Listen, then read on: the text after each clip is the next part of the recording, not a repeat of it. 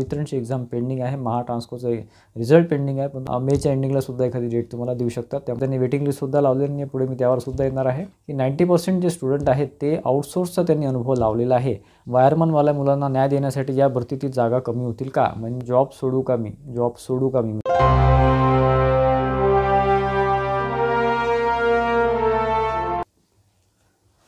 नमस्कार विद्यार्थी मित्रांनो, मी अमोल आगरकर, इंजिनियर अमोल चॅनलमध्ये पुन्हा एकदा आपले मनापासून स्वागत करतो. मी रिसेंटली 2 दिवसाआधी एक व्हिडिओ दिलेला होता, त्याला अजून 48 तास कंप्लीट व्हायचे आहे. त्यामध्ये जे काही तुमचे कमेंट्स आले ते अतिशय चांगले होते, कारण मी त्यामध्ये तुम्हाला रिक्वेस्ट केली होती की जर तुमच्या काही कंप्लेंट असेल किंवा तुम्हाला काही वाटत असेल किंवा पॉझिटिव्ह वाटत असेल, निगेटिव्ह वाटत असेल तर मला कमेंट करा. तर त्यानुसार भरपूर चांगले कमेंट्स, म्हणजे बघा 1000 प्लस, आय थिंक 1100 वगैरे प्लस लाईक्स आलेल्या त्या व्हिडिओला, आणि कमेंटसुद्धा भरपूर जास्त आहे. तर त्यामध्ये अतिशय चांगले कमेंट्स विद्यार्थ्यांचे होते किंवा जे मला फॉलो करतात, स्ट्रॉंगली बिलीव्ह करतात माझ्या अपडेट्सवर किंवा आपल्या चॅनलवर.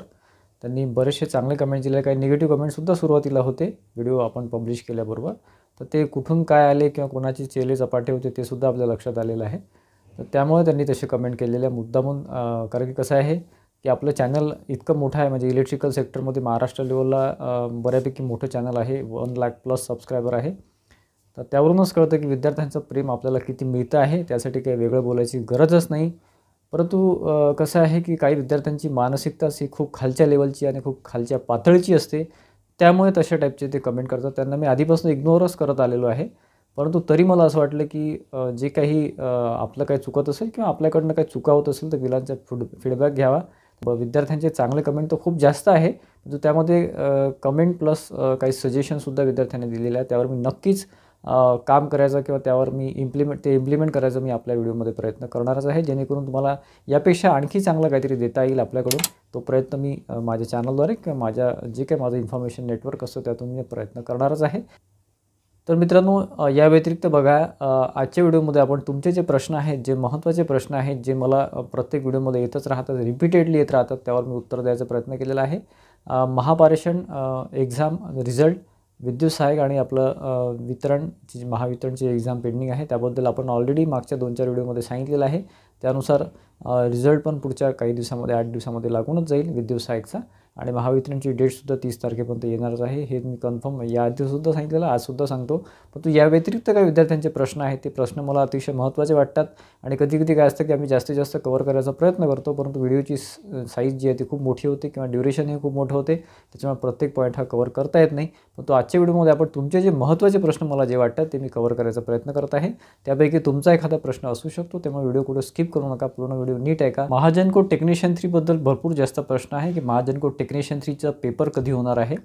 तर त्यामध्ये मित्रांनो ऑलरेडी आपण त्याबद्दल अपडेट दिलेले आहे की त्याला डिले होणार आहे, कारण की महावितरणची एक्झाम पेंडिंग आहे, महाट्रान्सकोचं रिझल्ट पेंडिंग आहे. परंतु रिझल्टचा काही विषय नाही आहे, परंतु महावितरणचा सुद्धा जे काही एक्झाम आहे विद्युत सहाय्यकची ती पेंडिंग असल्यामुळे महाजन कोड टेक्निशियन 3ला वेळच होणार आहे, कारण की ही रिक्रुटमेंट त्याच्यानंतरची आहे.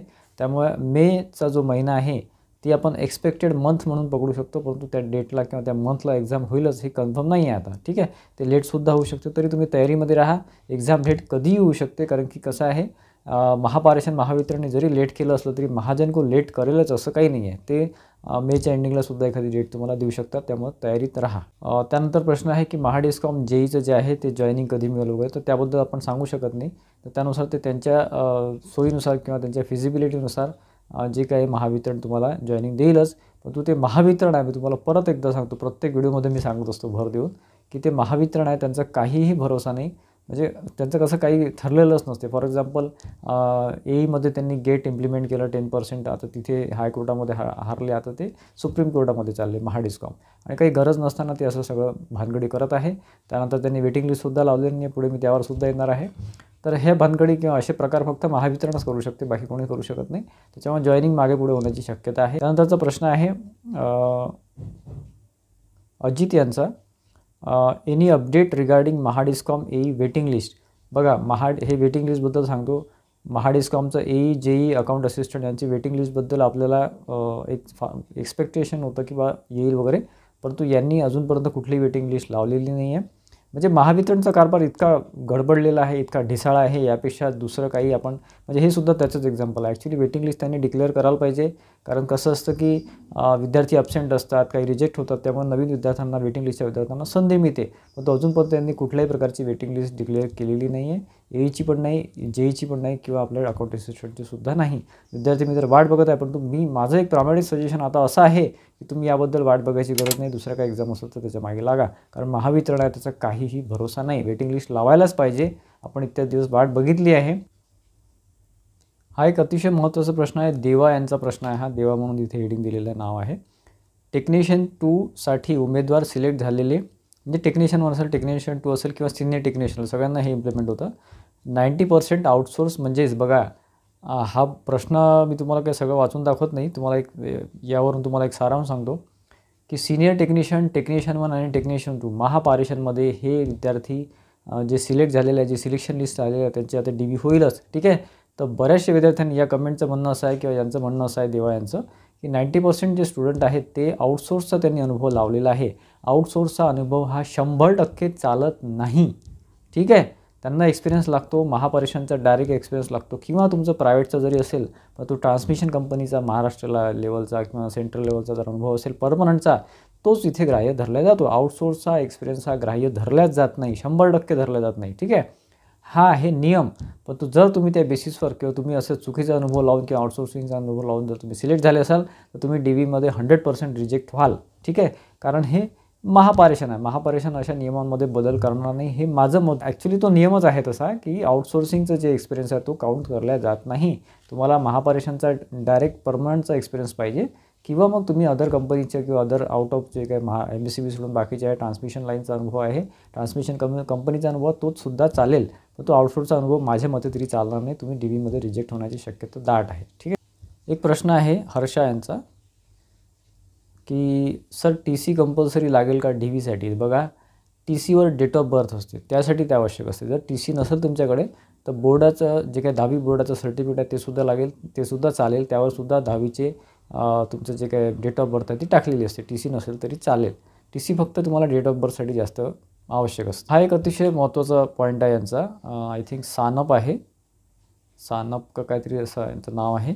वायरमनवाल्या मुलांना न्याय देण्यासाठी या भरतीतील जागा कमी होतील का? म्हणजे ट्रान्समिशनमध्ये, महाट्रान्सफरमध्ये ज्या काही विद्युत सहाय्यकची जी भरती आहे 2600 पोस्टची, तर वायरमनच्या विद्यार्थ्यांना न्याय द्यायसाठी त्यांचा वेगळा जागा काढण्यासाठी या जागा कमी होतील का? म्हणजे 2600पैकी जागा कमी होतील का? हा प्रश्न मला आधीसुद्धा विद्यार्थ्यांनी विचारलेला आहे. तर असं झालं तर इलेक्ट्रिशियनच्या विद्यार्थ्यांवर अन्याय होईल. तर माझं मत याबद्दल असं आहे की असं काहीही होणार नाही. जे काही तुमच्या 2600 जागा आहेत त्या तशाच ठेवतील. वायरमनचा ते वेगळा लॉट काढतील, किंवा ते आश्वासनही असू शकते फक्त, असं मला वाटते वायरमन रिलेटेड. बाकी इलेक्ट्रिशियनमध्ये जी काही रिक्रुटमेंट आहे त्यामध्ये त्यांना काहीही बदल करता येत नाही नियमानुसार, गव्हर्नमेंटच्या GRनुसार. ठीक आहे. त्याच्यामुळे जागेमध्येही बदल होणार नाही आहे, आणि जे काही पोस्ट आहे ते तेवढाच राहणार आहे, आणि इलेक्ट्रिशियनचं जे काय ते रिझल्ट लागणारच आहे. ठीक आहे. अकाउंट असिस्टंटसाठी, महाट्रान्सकोसाठी आता फॉर्म सबमिशन वगैरेचं त्या रिलेटेड एक प्रश्न आहे की सर 3rd इयर रनिंग आहे वगैरे, चालेल का वगैरे, एक्झाम फॉर्म भरता येईल का? तर मित्रांनो, इथे ॲपियर चालत नाही, 3rd इयर चालत नाही, 1st इयर चालत नाही. तुमचं डिग्री, डिप्लोमा जे काही असेल ते कंप्लीट लागते. कंप्लीटशिवाय तुम्ही फॉर्म भरू शकत नाही. एक महत्त्वाचं म्हणजे फॉर्म भरताना तुम्ही काही टाकू शकता, परंतु DVमध्ये जर तुमचे डॉक्युमेंट्स रेडी नसेल तर तुम्ही तिथे रिजेक्ट होता.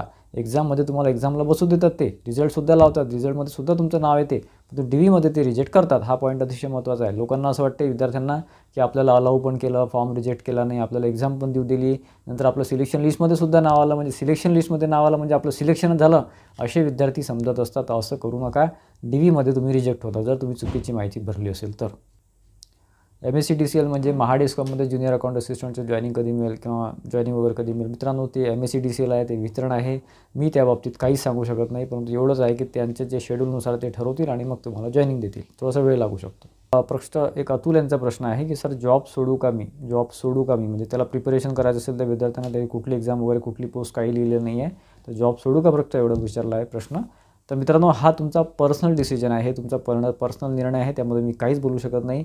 तुम्हाला जॉब सोडून अभ्यास करायचा आहे किंवा जॉब तुम्हाला करून अभ्यास करायचा आहे, हे तुमचं पर्सनल आहे. तुमचं फायनान्शियल कंडिशन पहा, तुमची फॅमिली बॅकग्राऊंड पहा, आणि तुमची अभ्यासाची लेवल पहा, त्यानुसार तुम्ही डिसाईड करू शकता. तर मित्रांनो, आणखी एक कॉमेडी म्हणजे एक चांगली हे आहे की बऱ्याचशा विद्यार्थ्यांचं कमेंट असतं की सर दुपारच्या बातमीपत्रात तुमचं स्वागत आहे किंवा दुपारचं बातमीपत्र कडक उन्हातलं वगैरे. तर ते मी ॲज अ कॉम्प्लिमेंट घेतो आणि ती माझ्यासाठी मला तरी असं वाटतं की ती खूप चांगली पॉझिटिव्ह कमेंट आहे. त्याला मी कॉम्प्लिमेंट म्हणून घेत असतो. ठीक आहे, थँक्यू फॉर दॅट. एक कमेंट आहे रोहित यांची, थोडी निगेटिव्ह, म्हणजे माझ्याबद्दल निगेटिव्ह नाही आहे, पण ॲक्च्युली तो मुलगा किंवा तो विद्यार्थी खूप निगेटिव्ह माइंडेड असेल, त्याच्यामुळे त्यांनी कमेंट टाकली आहे. Not a single contract employee is recruited without the setting. म्हणजे त्याचं म्हणणं असं आहे की सेटिंग वगैरे आहे, सगळ्या ऑर्गनायझेशनमध्ये सेटिंग चालते वगैरे. तर त्याची मानसिकता तशी असेल किंवा त्याच्या बॅकग्राऊंडमध्ये असं कोणी आलं असेल, त्याच्या फॅमिली बॅकग्राऊंडमध्ये किंवा काही जवळपासचे विद्यार्थी काही लोक असतील की त्यांनी त्याच्या माइंडमध्ये ते भरलं असेल. पण तो असं काही नाही आहे. सेटिंग वगैरे ह्या गोष्टी होतात, असं नाही की होतच नाही, परंतु प्रामाणिकपणे सुद्धा विद्यार्थी इथे जॉईन झालेले आहेत आणि होतच राहतात. आम्हालासुद्धा माहिती आहे. 100पैकी हार्डली 5% 10% असे असतात की जे असे खूप जास्त ॲडजस्टमेंट करून खूप जास्त बापदादाचा पैसा असतो त्यांना तो लावायचा असतो, त्यामुळे ते लावून तसे करतात. ह्या गोष्टी सगळ्या फील्डमध्ये घडत असतात. इथेच घडतात असं नाही, सगळ्या फील्डमध्ये घडतात. पण तो काही विद्यार्थी बिचारे प्रामाणिकपणे मेहनत करतात आणि सिलेक्शन घेतात. डिझर्विंग असतात. खरं तर हे 5% 10% डिझर्विंग नसतात, त्यांना आयतं भेटलेलं असतं पैसा खर्च करून. हे जे बाकीचे आहेत ते बिचारे प्रामाणिकपणे मेहनत करतात. आपल्यालाही प्रामाणिकपणेच मेहनत करून इथे पोस्ट घ्यायची आहे. लक्षात काय आहे, त्याचे कमेंट होते मला त्या व्हिडिओमध्ये की फिक्स काय ते सांगा सर, तळत मिळत वगैरे सांगू नका. मी फक्त माहिती घेतो आणि त्यावरून तुम्हाला सांगतो. त्या माहितीच्या आधारे ती माहिती जर कसं असते की आपण जे काही सोर्सेस आहे, जे काही आपण जिथून माहिती घेतो, जे काही आपल्या जवळचे आहे त्यांच्याकडून आपण ती माहिती घेत असतो. त्यांना जी माहिती मिळाली कदाचित तीसुद्धा मागे पुढे असू शकते. त्यांनी जर एखादी डेट सांगितली, त्या डेटला जर तुमचा रिझल्ट आला नाही तर तुम्ही मला बोलणे हे कराल की बा सरांनी चुकीची डेट सांगितली. त्यामुळे फक्त ते आम्हाला एवढं सांगतात की या रेंजमध्ये किंवा याच्यामध्ये रिझल्ट येऊ शकतो, त्यानुसारच आम्ही तुम्हाला फक्त तुमच्या माहितीसाठी सांगतो. ठीक आहे. जर तेही तुम्हाला कळलं नसतं तर तुम्ही एकदम ब्लँक झाले असते की आता रिझल्ट येईल की नाही येईल. बरेचसे विद्यार्थी खूपच जास्त निगेटिव्हमध्ये गेले असते की आता रिझल्ट येईल, कारण की आम्हाला तसं थोडंफार माहिती मिळाली की ती एक आम्ही अपडेट म्हणून घेतो आणि ते तुमच्यापर्यंत पोहोचवतो. आता तुम्हाला जर एकही न्यूज मिळाली नाही तर तुम्हाला असं वाटेल की रिझल्ट येणारच नाही, असं तुमच्या माइंडमध्ये बसेल. पण असं काही नाही आहे. रिझल्ट हा डिले होतो आहे, पण तो येईलच. एक प्रश्न असा आहे, हे माझे नेहमीचे कमेंट करतात विद्यार्थी आहे, सर टेक्निशियन रिझल्टच्या मानाने विद्युत सहाय्यकचे कट ऑफ सांगा. म्हणजे बघा, आता जे टेक्निशियन 1, टेक्निशियन 2 आणि सिनियर टेक्निशियनचा जो कट ऑफ आलेला आहे त्याच्यावरून विद्युत सहाय्यकचा कट ऑफ सांगा असं म्हणणं आहे. बघा, टेक्निशियन 1, टेक्निशियन 2 आणि सिनियर टेक्निशियन याचा कट ऑफ हा खूप वेगळा असणार आहे आणि आपला विद्युत सहाय्यकचा कट ऑफ हा खूप वेगळा असणार आहे. ते एक्सपिरियन्स बेस्ड पोस्ट होती, त्यामध्ये कॉम्पिटिशनसुद्धा कमी होती. आणि हे जे आहे ही विद्युत सहाय्यक ही फ्रेशरची पोस्ट आहे, याच्यामध्ये कॉम्पिटिशन खूप जास्त होती, विद्यार्थ्यांचा अभ्याससुद्धा खूप जास्त होता. त्याच्यामुळे इथल्या कट ऑफ आणि तिथल्या कट ऑफचं जास्तही करू नका. बरेचसे जण काही जण व्हिडिओ बनवतात, असा कट ऑफ आला, असा कट ऑफ आला, त्याचा आणि याचा काहीही संबंध येत नाही. कॉम्पिटिशनमध्ये फरक आहे, नंबर ऑफ पोस्टमध्ये फरक आहे, त्याच्यानंतर ते एक्सपिरियन्स बेस आहे. त्यांना काही जॉबची गरज नसते, त्यांना ऑलरेडी जॉब मिळालेला असतो, त्यामुळे त्यांना काय तो फ्रेशरचा जॉब नाही आहे. फ्रेशरचा जॉब ज्यांना असतो त्यांचा अभ्यास खूप चांगला असतो. त्याच्यामुळे त्याच्या कट ऑफ आणि आपल्या कट ऑफशी जास्त संबंध ठेवू नका विद्युत सहाय्यकचा. ठीक आहे. विद्यार्थ्यांसाठी काय आवश्यक आहे काय नाही आहे हे मला माहिती असते आणि त्यानुसार मी व्हिडिओ बनवत असतो. फॉर्म किती आले, कॉम्पिटिशन किती आहे याचं काही घेणं देणं नसतं. तुमचा अभ्यास जर स्ट्रॉंग आला तर तुमचे फॉर्म किती लाखोन येऊ द्या, तुम्ही सिलेक्ट होता. परंतु तुम्ही जर याच्यात पडले, आता RTA टाका, याच्यात किती फॉर्म आले, काय आले, कोणाचं काय, याच्यात काही अर्थ नसतो मित्रांनो. अभ्यासच आपल्या कामात पडतो. तुम्ही जर टॉप 100मध्ये असले, टॉप 200मध्ये असले, तुमचं सिलेक्शन होणारच. मग फॉर्म किती असो ना तिकडे. तर मित्रांनो, असे भरपूर प्रश्न आहे, तर मी जास्तीत जास्त प्रश्न घ्यायचा प्रयत्न केलेला आहे. त्यामध्ये तुमचे आणखी काही प्रश्न असेल तर मला कमेंट बॉक्समध्ये कमेंट करा. बाकी या व्यतिरिक्त तुमचे जे काही मी ऑलरेडी सांगितलेलं आहे की वितरणचा जे काही एक्झाम डेट 30 तारखेपर्यंत येऊनच जाईल आणि ट्रान्सकोचा रिझल्ट हा पुढच्या 8-10 दिवसामध्ये कधीही लागू शकतो, उद्यासुद्धा रिझल्ट लागू शकतो. ठीक आहे. त्याच्यामुळे निश्चिंत राहा, ते सगळं प्रोसेस होणारच आहे. वायरमनला सुद्धा काहीतरी ते सोल्युशन काढतील, हे सुद्धा 100% आहे. आता सोल्युशन काय काढतील हे क्लिअर अजूनपर्यंत झालेलं नाही आहे. ठीक आहे. आणि बाकी जेनकोचं जे एक्झाम आहे तीसुद्धा मे एंडिंगमध्ये आपण एक्सपेक्ट करू शकतो. शक्यता थोडी पुढे जाण्याचीच आहे, परंतु तरी आपण मे एंडिंगमध्ये एक्सपेक्ट करू शकतो. बाकी डिस्कॉमचे वेटिंग लिस्ट वगैरे लागण्याची आता शक्यता खूप कमी झालेली आहे. आणि LDCचं जे आहे ते फॉर्म सबमिशन वगैरे झालं की त्याच्यानंतर 1-1.5 महिन्यामध्ये ते सुद्धा जूनच्या आधीची एक्झाम LDCची वगैरे किंवा बाकीचे जे सिव्हिलचे कॅडरचे आहे ते सुद्धा सध्या होण्याची शक्यता कमी आहे. तुम्हाला तयारीला वेळ मिळतो आहे, तयारी करा. ऑपॉर्च्युनिटी आलेली आहे, नशीब समजा की ऑपॉर्च्युनिटी तुमच्याकडे आलेली आहे. महाट्रान्सको LDCची परमनंट पोस्ट आहे आणि पुढे तुम्हाला फक्त चांगला अभ्यास करायचा आहे जेणेकरून तुमचं सिलेक्शन कन्फर्म झालं पाहिजे, कारण सीट्स ह्या खूप कमी आहे. ठीक आहे. आणि बाकी ALCBसाठी तर खूप चांगल्या ऑपॉर्च्युनिटीज येत आहेत आणि पुढे येणारच आहे, ते सुद्धा तयारीमध्ये राहा. बाकी नवीन रिक्रुटमेंटचं सध्या सांगता येणार नाही. पुढच्या म्हणजे साधारण या वर्षीच्या जूनपर्यंत आपल्याला आणखी पिक्चर क्लिअर होईल, त्यानुसार आपण आपल्या चॅनलद्वारे अपडेट देऊच. ठीक आहे. त्यामुळे आपल्या चॅनलशी कनेक्टेड राहा, सबस्क्राईब करून ठेवा. आणि बेल आयकॉनसुद्धा क्लिक करा, जेणेकरून हे अपडेट्स महत्त्वाचे आपण जे आपल्या माहितीवरून देत असतो ते तुम्हाला मिळत राहतील.